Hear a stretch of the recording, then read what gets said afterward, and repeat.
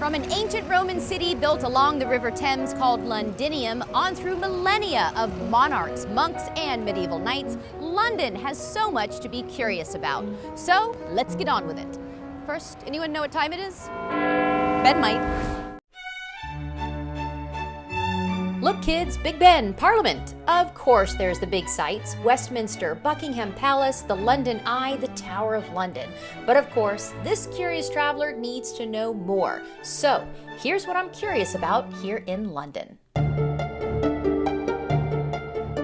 Once upon a time, the sun never set upon the British Empire. So, from the sun to the moon, how did this powerful moon city upon the River Thames come to be?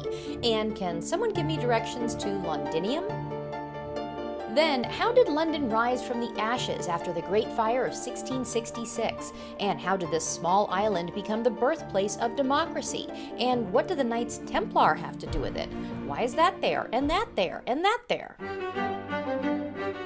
Tuppence, tuppence, tuppence a bag. From the wedding of Lady Di and Prince Charles to surviving the Blitz to that famous dome seen from miles around, let's start our curious tour of London at St. Paul's Cathedral.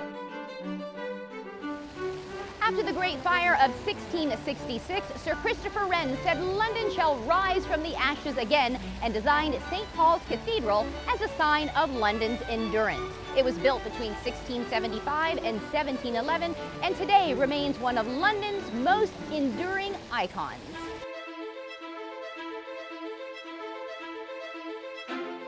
Sir Christopher Wren was inspired by the Italian Renaissance style of St. Peter's Cathedral in Rome. He clearly modeled his famous dome after that one, making it the first cathedral dome in all of England.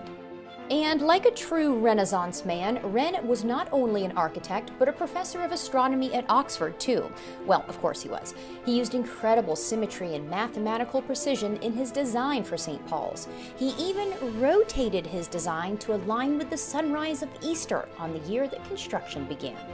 There's many exterior famous features, too, like a clock named Big Tom with a minute hand taller than a human. Then there's the bells named Great Tom and Great Paul, which happens to be the largest bell in all of the British Isles, not to be confused with their buddy Big Ben over there in Parliament. Standing high in the middle of all these clocks and bells is St. Paul himself, the patron saint of London, holding a book and a sword. You'll see these symbols all throughout churches and throughout the city of London, as we'll explore later. The book stands for his New Testament gospel, and the sword is a symbol of his martyrdom. But St. Paul didn't always have such a grand home. In 604 AD, on this very ground, a humble wooden church was built to honor the Apostle Paul. In later years, as new churches were built, sadly, 3 of them burnt down in 962, 1087, and of course during the Great Fire of 1666. Mercifully, just 3 years later, in 1669, Sir Christopher Wren rebuilt the majestic St. Paul's Cathedral we see today. St. Paul's became so important to the city of London that centuries later in World War II, Winston Churchill famously said that no matter what else happened, St. Paul's must be saved from the bombs. So, between the Great Fire of 1666 and the Blitz of World War II, are you starting to see why St. Paul's is London's symbol of endurance? While it did miraculously survive the Blitz, there was some damage, mostly to its famous baldachin. It was then carefully rebuilt according to Wren's original design, again inspired by Bernini's Baldacchino in St. Peter's of Rome. Underneath that baldachin is the crypt, the largest in Western Europe, extending the entire length of the building. There are over 200 monuments and memorials here, including Sir Wren's, with a surprisingly simple tomb. Why so simple? Read the inscription. It says, "Reader, if you seek his monument, look around you." And look around we shall, but back upstairs to the land of the living. And of course, the interior is incredibly ornate and detailed. Every nook and every cranny is decorated in that spectacular Baroque style. There's a wonderful story that says Queen Victoria absolutely loved the cathedral, but she thought, needs a little color. So around 1890, she had these mosaics added. Now keep looking up, up, up into St. Paul's heavenly iconic dome. And capping off the majestic St. Paul's is, of course, its incredible dome. It stands 366 feet tall and weighs a whopping 660,000 tons. It is second only in size to St. Peter's Cathedral in Rome, and it is simply amazing up here. Why 366 feet high? Well, you'll love this. One for each day of the year. Remember, Wren was an astronomy professor too. I guess he also liked leap years.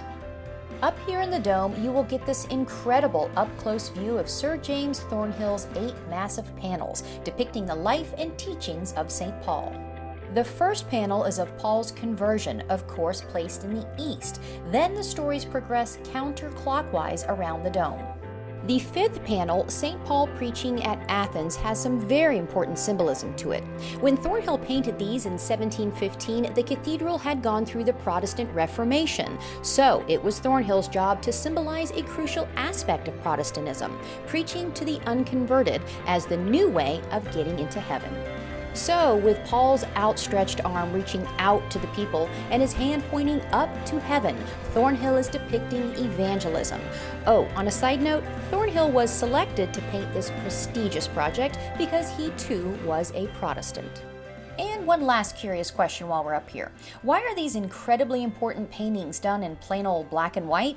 Well, this is called the grisaille technique. It makes the paintings look like sculpture built right into the dome.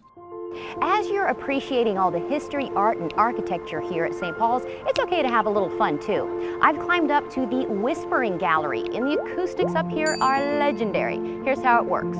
All you have to do is whisper, "What are you curious about?" And your friend can hear you from any spot in the dome, even the entire way across. I'm curious about everything. And how does that work exactly? A little divine secret, I think. While we're up here, let's get curious about that iconic height of St. Paul's and its ancient location here upon Ludgate Hill. What? Where? Why? Ludgate Hill? What's that? Well, let's go back in time to where London first began, with a big, old, massive, ancient stone. Why is that there? Right by the Tower of London, you'll see this big old hunk of wall that looks kind of unfinished. Why is that there? Well, my friends, this is how London started. The Romans came here and invaded what was once a Celtic village along the River Thames, put a big wall around the area, and called it Londinium, which actually means city of the moon. The idea was they're going to build this wall, have this thriving city, and keep all the other people out. I would say the wall's not really working because, as you can see today, lots and lots of tourists here in London. How cool is this? In the middle of London's modern hustle and bustle, a chunk of the ancient city still stands, a tangible piece of 2,000-year-old history. For 400 years, Britain was part of the Roman Empire. And in the year 50 AD, they built Londinium, which is what London's based on. Along with Hadrian's Wall, the Londinium Wall was one of the largest projects in Roman Britain, with 85,000 tons of stone, all delivered up the River Thames. Built to last, even through some medieval upgrades and world wars. And one of the coolest things is you can tell where the Roman wall ended and then the medieval one built on top of it. That's absolutely correct. The Roman wall goes up to where the red, you see these red tiles? There are intermittent at parts of it. That's where the Roman bit ended. So it's 20 feet high, and you look down here, the street back in those days was way down there. Wow. So it's an amazing thing.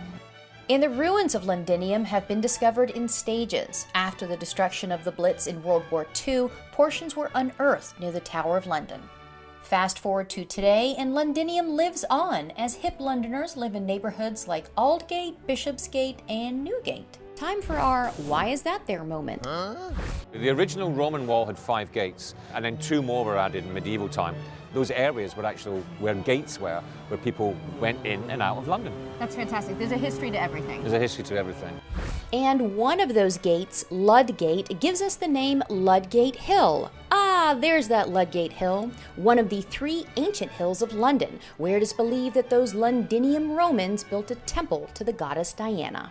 So add the height of that ancient hill to the height of St. Paul's Cathedral, and you can see why that icon seems to rise above London today.